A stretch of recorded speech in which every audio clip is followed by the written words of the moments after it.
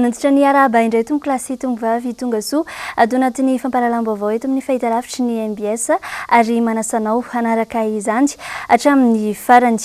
Eo amin'ny vaovao mikasika ny fifidianana mifandray miresaka politika no isantarantsika ny fiarahana amin'izao alina izao. Very asina ary vohitsakitsaka tanteraka ny lanja ny solombavambahoaka ary isan'ny nitondra henatra ho an'ny firenena izany noho ny fiatsika tsy mifanaraka amin'ny mampitondra teny vahoaka azy ireo hoy ny filohan'ny vondrono tsotra Androany.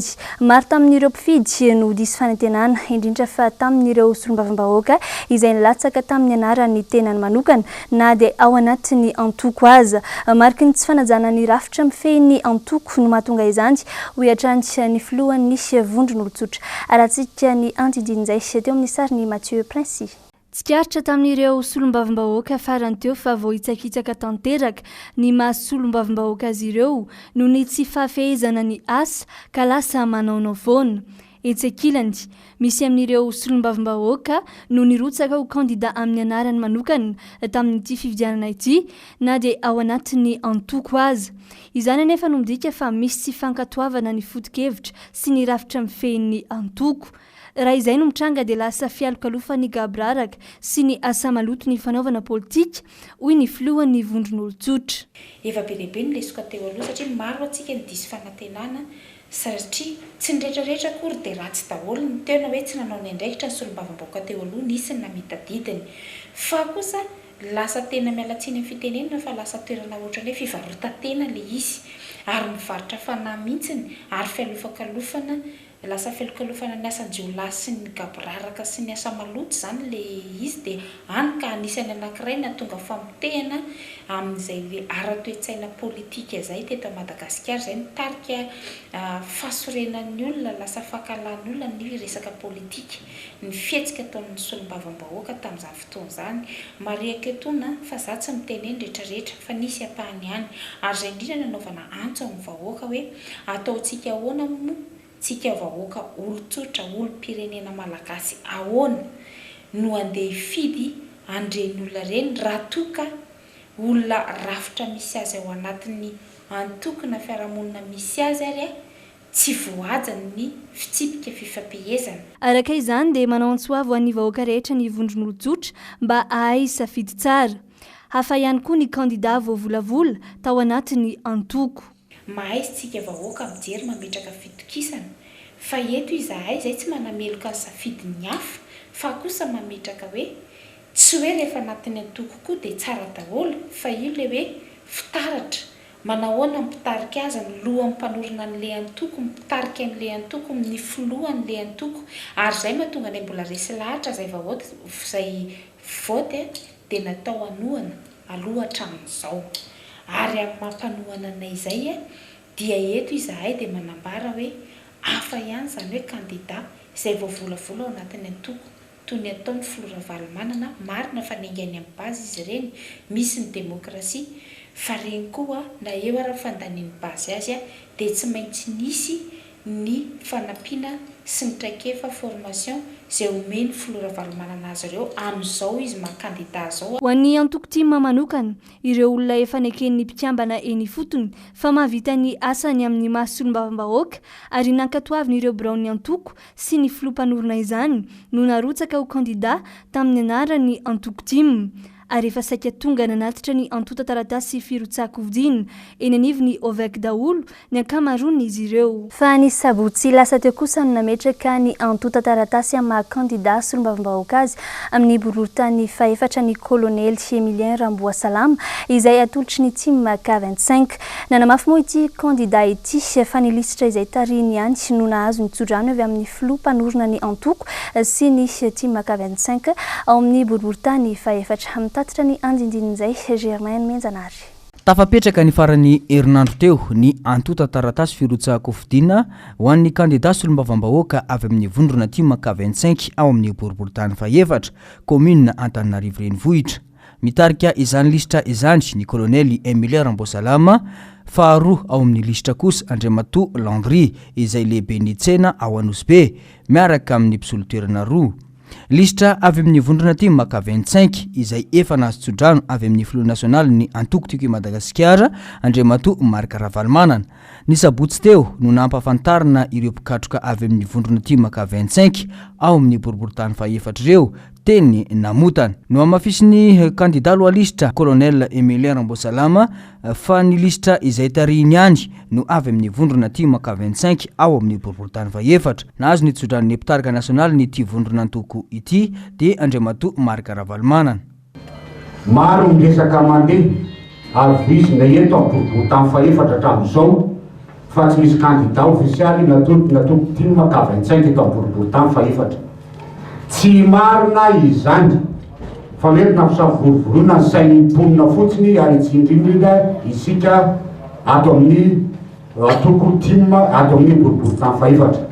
Ary izay indrindra no anton'izao fivorian'izao sy fampetsona mba hanambarana ny fomba ofisialy amintsika mponina sy mpikatoka ato amin'ny boriboritany faefatra ato amin'ny atoko tima fa ny lisitra izay taren'Andriamatoa Rambosalama Emilien izay miteny eto anohanareo mahandolanareo ny nahazo ny tsodrano ny flot Marc Ravalomanana zay flot natoko tima ho candidat ny atoko tima maka 25 taorina fividiana faharananato na primaire ny porofo manamarina izany ary mba tsy hoe so dia milaza vandy indray le rangaha io milaza lainga dia voapetraka omaniny taratasy olotany tsy misy ihany avy any amin'ny sely any eto amin'ny boriboritany faefatra dia isika nametraka voalohany tany ity zany ny resepise fa tolotranareo no zany tsy misy itsony eto iteny hoe tsy misy candidat ofisialy na isy candidat ndray iteny hoe zay protine na zay zanaky ny tima fa tsy misy an'izany fa ny candidat tima dia tokana dia ny candidat lisitra miaraka amin'ny Rambosalama Emilien malonona roa eto. Candidat solombavam-bahoaka vonona iaino ampiray amahan'ny olany mponina ary tsy anavakavaka izy ireo raha ny fanazavana ka miantso atrandry ny rehetra anatevina azy ireo satria solombavam-bahoaka roa no tanjona ho an'ny team maka 25 ao amin'ny boriboritany faefatra raha ny lambaran'izy ireo atrandry. Ankoatra izany dia vonona izy ireo anatratra ny tanjona mampitondra teny ny vahoaka ao amin'ny anteny miram-pirenena ka idina ifotony amasy anamaivana ny olam-piainana andavanandro ny mponina rehetra ao amin'ny boriboritany faefatra. Fa eo amin'izay vaovao ny fifidianana solombavam-bahoaka izay atrandry ikatona rahampitso 12 ny volana martsa 2024 ny fiampitoana ahafahana manatitra ny antota taratasy sy firotsahana hovidiana ho solombavam-bahoaka raha toka ny 4 febroary teo no nisokatra tamin'ny fomba ofisialy izany. Tsy dia mbola hita taratra loatra aloha raha ny hita hatramin'ny iray ora tolakandro teo ny fahavitrihan'ireo irotsaka hovidiana satria mbola mitsitaitaiky mihitsy ny fahatongavan'izy ireo eny anivon'ny OVEC. Lorette Berton teo misariny Manoro Andriamalala. Biraon'ny OVEC miisa 4 amin'ireo distrika enina ato anatin'ny commune Antananarivo renivohitra no notetezina ny alatsinainy fa 12 ny volana martsa 2024 hatramin'ny 2 ora tolakandro teo. Hita fa tsy mbola tena rototra loatra manatitra ny antota taratasy filatsahany hofidiana ireo candidat izay ilatsaka ho solombavam-bahoaka. Telo manefatra eo ihany no isan'ny efa nahafen'ny antota taratasy filatsahako hofidiana ka nanatitra izany teny anivon'ny biraon'ny OVEC toy ny teny amin'ny OVEC Atsimondrano sy ny boriboritany fahadimy. Candidat avy amin'ny antoko tsy miankina ny betsaka hatreto fa nisy ihany ireo efa natolotry ny antoko no nanatitra ny antota taratasiny.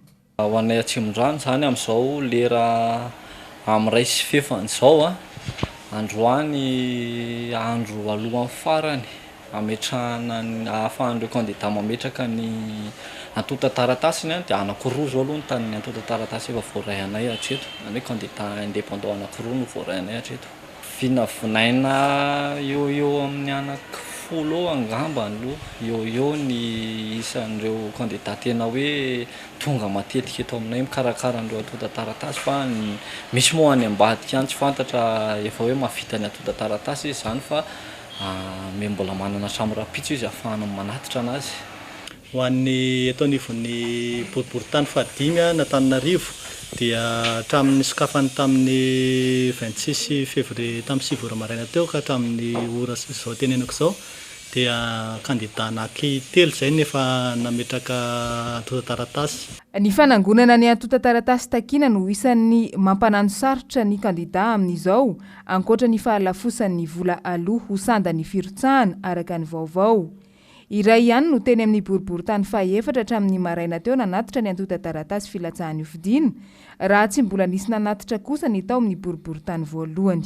Raha ny eto amin'ny OVK-tana no resana mahakasika ny fametrahana an'ireo antota-taratasy izay milatsaka hofidiana ho solombavam-bahoaka dia mbola tsisy nametaka izy ireo hatramin'izao ry fampiresahantsika zao. Ny antony angamba mety eo amin'ny famenona an'ireo antota-taratasy no mety antony angamba. Ny eto amin'ny OVK-tana 4 zany dia ray ny nanjotsaka lafilatsaka hofidiana tsy eto ary efa voamariny commission fa voaray ny antota-taratasy. Betsaka angamba ireo nanontany renseignement momba teto, betsaka ihany koa ireo naka certificat d'inscription sur la liste électorale. Ny akamarony angamba dia maleo tena ny akabetsahany tsy eto aloha. Ora vitsivitsy sisa no isaina dia hikatona tanteraka ny fempotoana fananterana ny antota-taratasy ho an'ireo izay hilatsaka ho fidiana ho solombavam-bahoaka manerana ny Madagasikara. 3 andro ao aorian'ny daty farany dia fantatra avokoa ny kandida na afen'ny fepetratakin'ny lalàna ka ho afaka andray anjara hifaninana hitondra ny tenin'ny vahoaka eny amin'ny lapany Tsimbazaza. Eo amin'ny tontolon'ny serasera sy ny fampitam-baovao kosa dia nivoaka nanomboka androany indray ny gazety Le Quotidien, gazety izay efa nisy talohan'ny taona 2024 izy ity, saingy noho ny fisian'i Krista amin'io taona io dia niatokely aloha izany. Tsy miova ny foto-kevitra izy roa ny fampipetraka mandrakariva ny mahamatianina ity gazety ity, tsy miandany, manaja ny fahasamihafana arakevitra, manaja ny lalàna mifeny asa fanaovan-gazety, ahitana ny karazam-baovao maro, ny pejy saingy ny mba toerana kokoa, ny pejy ny toekarena sy ny politika, misy pejy azon'ireo orinasa na ireo tianao dokavarotra ihany koa ao anatin'ity gazety ity, ahitana pejy misy torohevitra mahasoa ihany koa, voasoratra amin'ny teny malagasy sy teny frantsay ny vaovao ampitaina ary mpanao gazety efa matianina avokoa no miasa ao anatin'ity gazety Le Quotidien ity, amidy amin'ny vidiny 100 ariary eny amin'ireo mpivarotra gazety rehetra. Ity gazety ity manomboka rahampitso talata 12 martsa raha toa ka nozaraina mamaimpona izany androany. Fa vaovao ny fampianarana kosa indray voafidy ho filohan'ny Université n'Antananarivo ny profesora Mamy Ravelomanana avy amin'ny fakulté ny toekarena sy ny fitantanana ary ny sosiolojia na ny DEX izany. Tamin'ny 10:00 teo moa no ny farana ity fividianana ity, misy 700 ireo mpampianatra sy mpampianatra mpikaroka mandray anjara ny fidy tao anatin'izany ary tsy hevina fa miisa 3 ireo kandida nofidiana ho filohan'ny Université n'Antananarivo aratsika ny mpampianatra sy mpikaroka miisa 700 miampy mpandrarahany université miisa 573 no voasoratra anarana tao anaty lisitra ka afaka nanatanteraka ny fifidianana teny anivony Université n'Antananarivo ny alatsinainy fa 12 ny volana martsa 2024. Fifidianana enina sosona no ny arahano tanterahana ny andro io. 3 mirahalano ny latsaka ho fidiana ho filohan'ny Université n'Antananarivo ka ny iray amin'ireo izay nahazo ny vato betsaka indrindra no hitantana indray ny Université n'Antananarivo ao aoriana izao fifidianana izao. Fa ankoatra izay dia manana ny kandidahany ihany koa ireo fifidianana 5 hafa ankoatra ny fifidianana filohan'ny université. Misy ny fepetra-takiana manokana amin'ireo maniry latsaka ho fidiana. Misy karazana toerana samihafa no iatsona ny mpifidy rehetra eto amin'ny université. Ho an'ny izay ho filohan'ny Université n'Antananarivo zany ho an'ny 3 taona manaraka izay misy kandida 3 ny eo dia samy mifidy na ny mpampianatra mpikaroka na ny mpandraraha. Dia misy ny fifidianana izay hitantana ny établissement io na faculté io zany na école na ny institut any Antsirabe sy any Soavinandrianitasy. Reo zany efa karazana fifidianana roa zay voateniko. Fa eo amin'izay koa le mbola misy ny fifidianana izay au conseil d'administration na mpampianatra mpikaroka io na mpandraraha dia izay ho filohany ny collège des enseignants na hoe président collège des enseignants. Dia ankoatr'izay mbola misy ihany koa zany ny any amin'ny établissement izay ho fidiana ho membre ny conseil d'établissement. Eo zany le hoe conseil des facultés na conseil d'école. Le afarany amin'ireo mention 420 eto amin'ny université n'Antananarivo dia androany ihany koa ny tanterahana ny fifidianana hoe iza ny tatana n'ireny mention tsirairay avy ireny isaky ny établissement. Le izy zany tsy maintsy mametraka candidature le olona milatsaka izy zany hoe hovidiana ho amin'ny toerana izao na izao dia misy famariparitana daholo mikasika izay. Ohatra zao zay ireo candidat telo milatsaka filohan'ny université ankehitriny dia tsy maintsy nafen'ny fepetra hoe latsaky ny enimpolo taona farafaratsiny tsy maintsy maître de conférence ny gradiny zany hoe maître de conférence sy ny professeur ary professeur titulaire ihany zany mahazo milatsaka dia farany tsy maintsy nisy plan d'action na programme napetrany. Ny université n'Antananarivo no mamarana ny fifidianana raha efa nahavitany azy avokoa ny tany amin'ny université 10 hafa manerana ny Madagasikara. Eo amin'ny vaovaon'ny fitaterana sy ny fiakaran'ny vidim-piainana kosa indray dia omaly nanomboka niatra ny fampiakarana ny salan-dalana ho an'ny coopérative Kofiamo sy ny Contrasmara zotra G mampitohy ny Merci Atosika Vontovorona ary Anosy noho ny fitarenan'ireo mpandeha nefa dia nanapa-kevitra ny coopérative nandritra ny fivoriana ny zoma lasa teo fa 100 ariary ihany izany fiakarana izany raha toa ka 200 ariary no tapaka tany ampiandohanina ho an'ireo mpamily kosa dia tsy ampy versement tokony efan'izy ireo any amin'ny tompony fiara noho ny fitohanany fifamoivozana ka miteraka faty-antoka ho azy ireo. Fanadidina teo amin'ny sariny Mathieu Princy. Nampiarina avy hatrany nanomboka omaly alahady ny fampiakarana ny saran-dalana ho an'ny coopérative Kofiamo sy Contrasmara. Tapaka nandritra ny fivoriana ireo coopérative ny Zoma Valmarsa lasa teo fa hiakatra 100 ariary ny saran-dalana mampitohy Anosy, Ampitatafika, Anosy Zato, Alakamisy, Fenoarivo, Ambatomravavy, Vontovorona. Raha toa ka fiakarana 200 ariary no hita ho an'ny saran-dalana mampitohy any Merci Atosika. Nomboka omaly zany sonto le frais niakatra 200 ny frais zany tato olo. Nefa nisy zany fampidina tamin'ireo coopérative rehetrarehetra dia arizato ihany zany sorta le frais dia zany hoe tatany vahoaka. Zakan'ny olona zany le 700 amin'ilay manteny Ambatondravavy sy ny rehetrarehetra dia nampidinina ariary 100 le izy zany dia lasa 700. Merci Atosika zany raha tena foren'ilay Merci Atosika zany dia 100 no tena marina amin'izy fa mba hoe pirariana vahoaka zany dia 100 sy praitera moa 100 mazda. Toy izao kosa ny hevitrireo mpandeha manoloana ity fiakarany saran-dalana ity. Tsy dia misy fivoanana izy satria eo amin'ny manodidina 10 ihany no isan'andro raha ho anao manokana dia par rapport amin'ilay kilomètre avy any ambany dia tsy fanina ihany izy satria arzany. Fa ilay 700 teo izy tsy mety satria toa dia 200. Hita amin'ny mihitsy ilay dépense satria za zao miakatra foana nefa tsy maintsy miatra ny any embouteillage raha manano hevitra be dia anona izy teo. Za hoe tonga dia vonona eo isa-maraina manofotinina kely foana aloha sy mihitsy fa zao voka sigara dia latamena sigara koa dia ohatr'izany. Isan'ny olana ho an'ireo mpamily fiara ny faratsin'ny lalana izay miteraka fitohanana ny fifamoivozana ka mahatonga ny faty-antoka ho azy ireo. Etsy andaniny ny versement tsy maintsy efaina nefa zara raha mahafeno izany akory ao anatin'ny iray andro.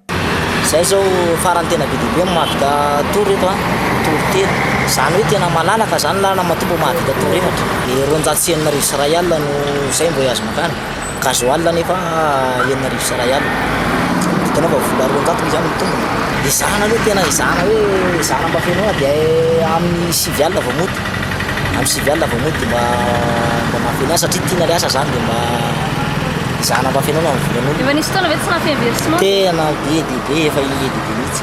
Dia tsy miteny ny patron tsy miteny izy fa ny chauffeur moa zany mba misy karama kely isam-bolana ihany dia koa tiana hoe miala karamanareo amin'ny faran'ny volana izany miala karamanareo amin'ny faran'ny volana. Androany dia nisy ihany koa ny faменdrahana ranom-panafody ireo fiara mivondrona ao anatin'ity coopérative ity.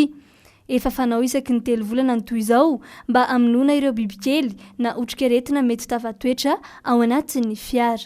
Eo amin'ny vaovaony sosialy izay hatrany tsy mifandray amin'ny toe-karena tsy nitsany akatra ny vidin'ny tongolo be nanomboka tamin'ny fiandohany ity taona ity.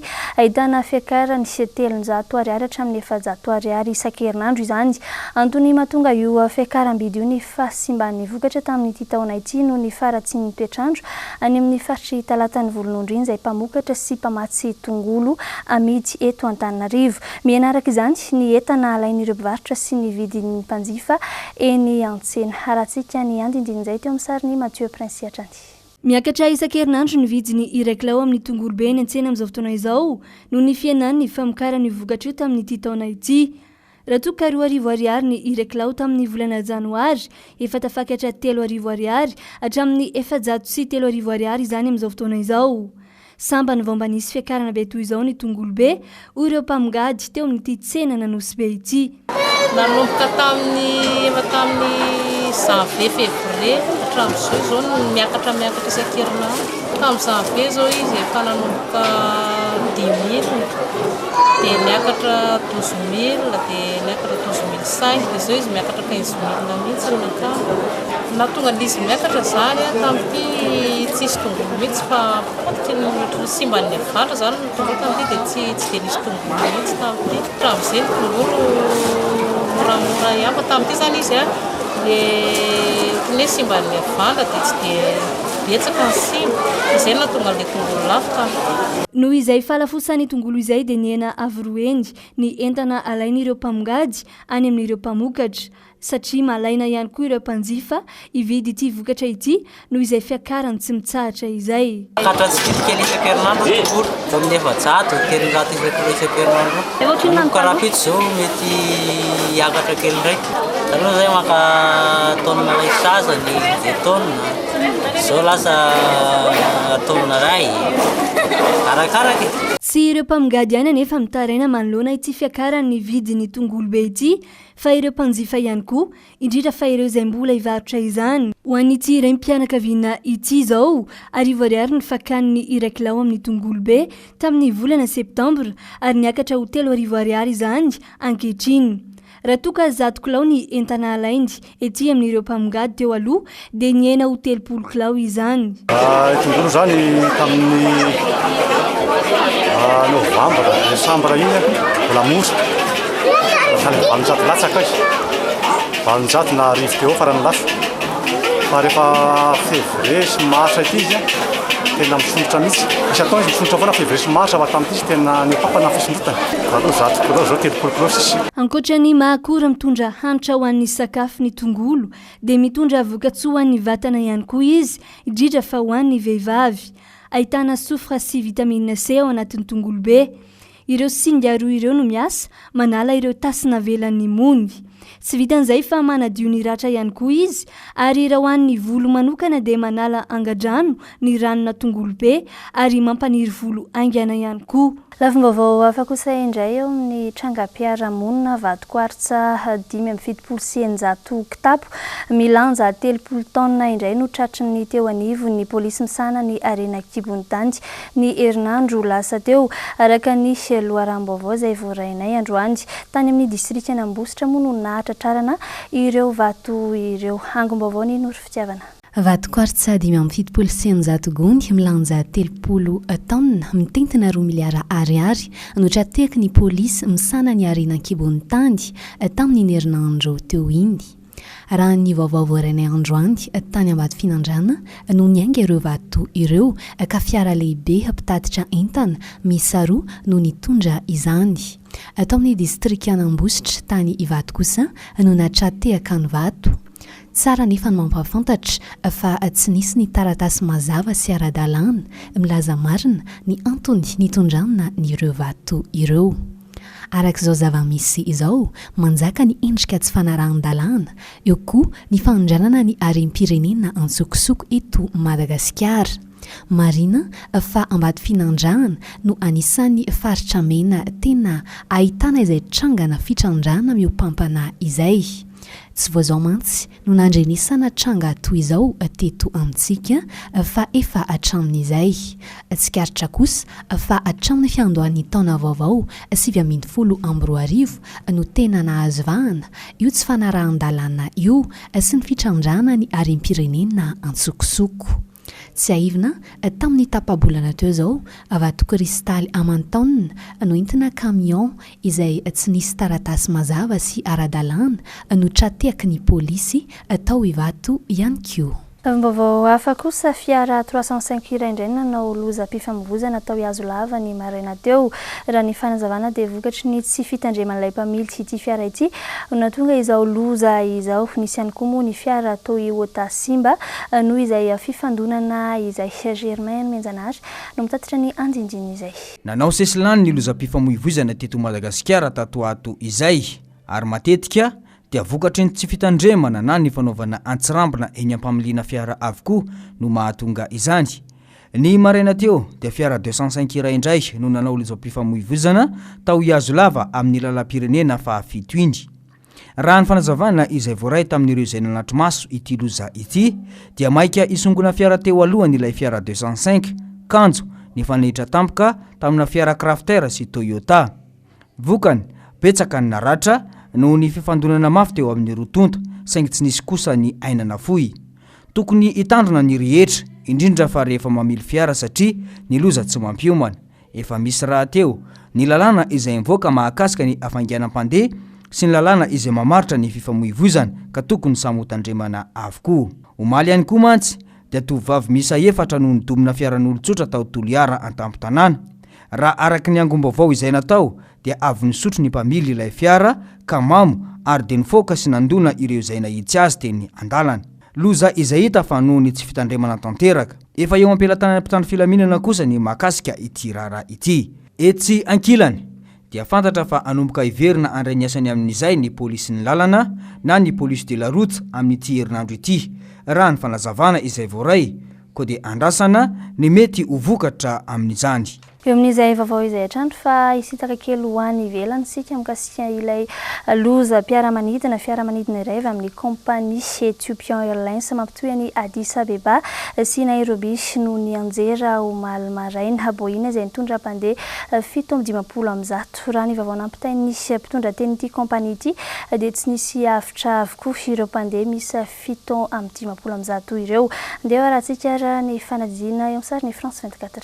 Boeing 737 avy amin'ny kompania Ethiopian Airlines no ny anjera ny alahady maraina teo izay mampifandray ny Addis Abeba ao Ethiopia amin'ny Nairobi Kenya izay mitondra mpandeha 720 ary 9 kosa ny membre ny équipage. Ireto farany izay fantatra fa avy amin'ny firenena samihafa. Raha ny fantatra trano dia 230 ny Kenyanina, 20 ny Ethiopianina, 20 ny Kanadianina, 20 ny Sinoa, 20 ny Amerikanina, 20 ny Italianina, 7 ny Frantsay, 7 ny Britanika, 9 kosa ny Egyptianina, 10 ny Alemanina, 4 ny Indianina ary 4 ny Slovaky. Araky ny nambaran'ny mpitondra teny ity kompania ity hatrany dia tsy nisy velona ireto mpandeha 720 ireto sy ny 9 membre ny équipage. Minitra vitsivitsy taorian'ny angany fotsiny ity fiaramanidina ity izao ny anjery izao ka nahafatesana ireo mpandeha 720. Tamin'ny 9 ora sy 30 minitra ao Addis Abeba ny aingany fiaramanidina tao amin'ny serana piaramanidina iraisam-pirenena ny Bol. 9 minitra taorian'ny angany anefa dia efa very ny fifandraisany tamin'ny serana piaramanidina. Manakaiky ny Bishfutu 220 km ao atsimo atsinanan'ny Addis Abeba ny anjery ity fiaramanidina ity. Raha ny vaovao navoaka na tranokala-pifandraisana suédois iray Flight Radar 24 izay matianina amin'ny fanarahan'ireo sidiny iraisam-pirenena dia tsy tomombana ny teo amin'ny vitesse verticale n'ity fiaramanidiny Ethiopian Airlines ity ka nangataka ny ivery nipetraka ao amin'ny seranam-piaramanidiny Addis Abeba indray ilay mpanamory saingy izao tsy tafaverin'izao intsony. Ity mpanamory ity izay fantatra fa matianina tanteraka ary ilay fiaramanidina dia vaovao ihany koa satria vao azo ny volana novambra 2024 teo. Ny fanjakana Etiopiana dia manao ity andro alatsinainy ity ho andro fisaona ny iraisam-pirenena. Maranantsika izao vaovao izao arany eo amin'ny vaovaon'ny toetry ny andro eto Madagasikara manoloana ny fisian'ilay rivodoza any amin'ny faridranomasina avaratry Madagasikara dia mbola mitohy ny orana mikija arahina tafiotra aterany ato anatin'ny roa andro. Miatra ny filazana miloko mavo ho an'ny distrikany Besalamp rampy morondava sy ny faritra andrefany Madagasikara iny sy ny mpiandrika ihany koa dia tokony hitandrina ao anatin'izany. Lorette Berton sy Manora Andriamalala no mitondra ny andinindin'izay. Mbola manan-kery ny filazana loza miloko mavo any amin'ny faritra andrefana sy atsimo andrefany Madagasikara manoloana ilay rivo-doza iday amin'izao fotoana hoy ny tompony andraikitra avy eo anivony sampana famantarana ny mety ho toetry ny andro.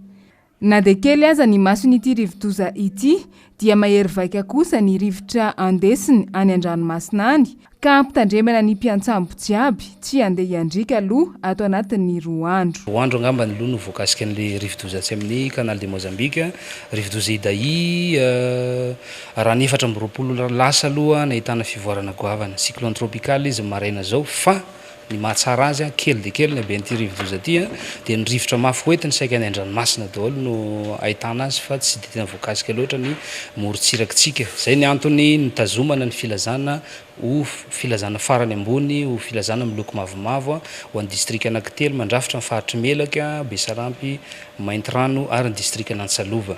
Fanairana ny distrikany Belo sy ny distrikany Morondava.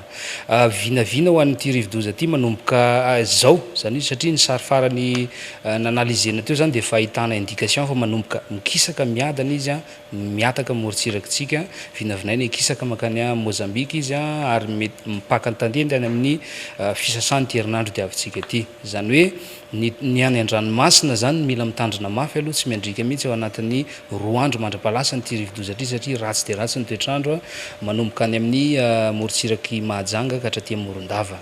Zay ny any an-dranomasina dia ny aty an-tanety na dia araka ny lazaiko teo ary hoe saika any an-dranomasina tena ahitana ny rivotra mafy ny tafiotra indraindray mety mahatratra 580 km isan'ora amin'ny distrikany Maintirano. Zany hoe mila mitandrina zany.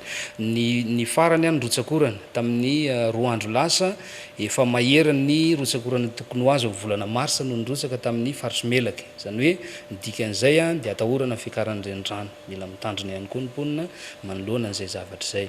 Ny ankoatran'izay ny tsikomoson no mandrafitra ny toetrandro amin'ny tapany avaratry ny nosy zany hoe mitoy zany ny oram-baratra aloha ho anatin'ny 2 andro avy dia aorianan'izay rehefa lasa ny rivo-doza dia iverina toetrandro mahazatra amin'ny mahafavaratra azy indray tsika zany. Tsy mbola afaka milaza ny eny anivony sampana mpamantatra ny mety ho toetry ny andro na hifarana hatreo ny fandalovany rivo-doza eto amintsika na mbola hisy rivo-doza hafa andalo raha tsy mandao an'i Madagasikara tanteraka aloha ny rivo-doza Idai.